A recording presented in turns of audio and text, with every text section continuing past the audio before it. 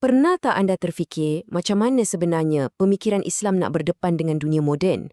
Hari ini, kita akan kenal dengan lebih dekat seorang tokoh yang jawapannya memang sangat berpengaruh. Syed Muhammad Naqib Al-Atas. Beliau bukan sekadar seorang pemikir biasa tau. Beliau ni macam seorang arkitek intelektual yang idenya masih lagi hangat dibincangkan sampai sekarang. Baiklah, jom kita terus masuk ke dalam pemikiran beliau. Petikan ni, yang diambil dari salah satu karya agung Al-Atas, terus tunjukkan betapa pentingnya kerja beliau. Beliau bukan setakat mengulas benda yang sedia ada, tapi beliau berani bangkitkan soalan yang paling asas, yang orang lain mungkin terlepas pandang. Okey, ini dia perjalanan kita untuk faham pemikiran Al-Atas. Mula-mula, kita kenal dulu siapa beliau. Lepas tu, kita akan bedah siasat masalah besar yang beliau nampak dan kita akan lihat resepi penyelesaian yang beliau cadangkan sebelum kita tutup dengan melihat apa impaknya sampai ke hari ini. Jadi, siapa sebenarnya Syed Muhammad Naqib Al-Atas ni? Beliau bukan sekadar satu nama besar dalam dunia akademik, latar belakang beliau tu sendiri sangat unik dan inilah yang banyak membentuk cara pemikiran beliau yang tajam tu.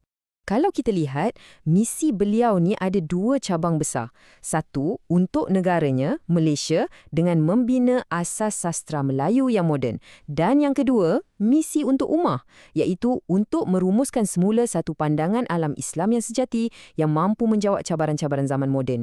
Garis masa hidup beliau ni, wow, memang menarik kan? Cuba bayangkan perjalanan dari pendidikan Islam klasik di Jawa, terus ke akademi tentera paling elit di Britain.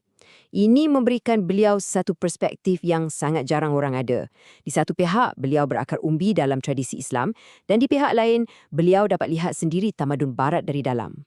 Dan daripada pengalaman unik inilah, kita sampai kepada nadi pemikiran beliau. Setelah faham kedua-dua dunia, Al-Atas nampak satu cabaran paling besar yang sedang dihadapi oleh umat Islam, iaitu pengaruh sekularisme barat yang tanpa sedar dah mula meresap masuk ke dalam pemikiran orang Islam. Bagi Al-Atas, sekularisasi ni bukan sekadar isu pisahkan agama dari pentadbiran. Ia jauh lebih dalam dari itu. Beliau melihatnya sebagai satu proses falsafah yang melucutkan segala makna suci daripada alam semesta. Satu idea yang, menurut beliau, lahir khusus daripada sejarah barat dan bukannya sesuatu yang bersifat universal. Hujah Al-Atas kat sini memang tajam. Beliau kata sekularisme ni lahir daripada pengalaman sejarah yang sangat spesifik dalam tradisi Kristian Barat. Beliau bezakan ajaran asal Nabi Isa dengan institusi gereja Barat yang kemudiannya banyak menyerap undang-undang Rom dan falsafah Yunani. Proses inilah, katanya, yang mencetuskan sekularisasi. Jadi, bagi beliau, nak bawa masuk sekularisme ke dalam dunia Islam ni, ibarat cuba tanam pokok apple di padang pasir. Akarnya dari tempat lain, tanahnya pun tak sesuai. Okey, lepas dah kenal pasti masalahnya, Al-Atas pun mula membentangkan jalan penyelesaiannya. Dan langkah pertama beliau ialah dengan mentakrifkan semula konsep-konsep asas dalam Islam, bermula dengan perkataan agama itu sendiri. Dan ini adalah antara kunci utama pemikiran Al-Atas. Beliau kata, bila kita guna perkataan religion atau agama, kita secara tak sedar dah kecilkan skopnya. Kita anggap ia cuma soal ritual peribadi. Tapi konsep din dalam Al-Quran, katanya, merangkumi keseluruhan hidup kita. Dari cara kita berhutang, sampailah cara kita mentadbir negara. Dan bila kita tengok macam mana Al-Atas huraikan makna din ni, memang ia buka mata kita. Beliau pecahkan maknanya kepada 4 akar kata yang saling berkait.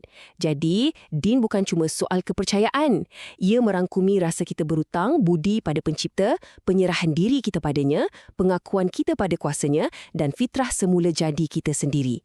Ia satu sistem kehidupan yang lengkap. Sekarang, macam mana idea din disambungkan pula kepada konsep pendidikan?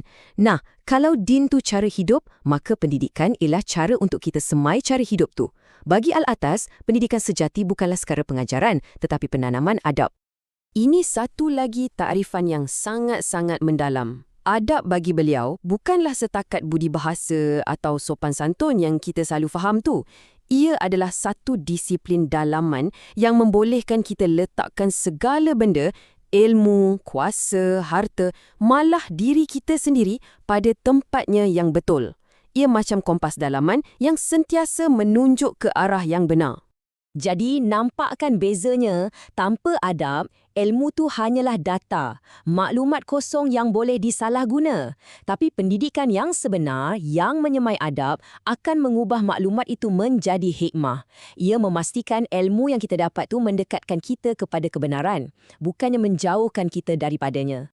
Nah, berbekalkan dua tiang utama ni, din dan adab, Al-Atas pun memperkenalkan projeknya yang boleh dikatakan paling besar dan paling terkenal, iaitu pengislaman ilmu. Okey, tapi apa sebenarnya maksud pengislaman ilmu ni? Bunyinya macam gah kan? Adakah ia bermakna kita letak label Islam pada semua subjek sains dan matematik? Atau ada sesuatu yang lebih mendasar di sebaliknya? Menurut Al-Atas, ada dua langkah utama. Pertama, proses pengasingan. Ia macam proses menapis di mana kita asingkan unsur-unsur pandangan alam barat daripada ilmu moden. Langkah kedua, penyerapan. Di sinilah kita masukkan semula konsep-konsep teras Islam dan membina semula kerangka ilmu itu di atasnya. Jadi, ia bukan tentang tolak sains tapi tentang meletakkan sains dalam bingkai pandangan alam yang betul. Jadi, selepas semua perbincangan hebat ni, apa kesannya? Apa legasi yang ditinggalkan oleh Al-Atas dan pemikirannya yang begitu besar? Jom kita lihat pengaruh dan juga perdebatan yang timbul daripadanya. Legasi Al-Atas ni memang tak boleh dinafikan besarnya. Beliau bukan sekadar menulis, tapi beliau membina institusi seperti ISTEC yang melahirkan ramai sarjana.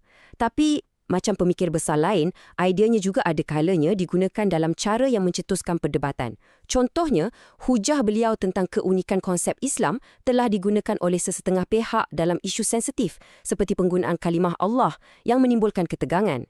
Ini menunjukkan idea beliau bukan teori semata-mata, tapi ada kesan yang nyata. Dan semua ini membawa kita kembali kepada satu persoalan besar yang sangat relevan hari ini. Seluruh hidup Al-Atas dihabiskan untuk cuba menjawabnya. Persoalannya untuk kita renungkan. Adakah ilmu pengetahuan boleh wujud secara neutral, terpisah daripada budaya yang menghasilkannya? Dan apa implikasinya kepada cara kita melihat dunia hari ini?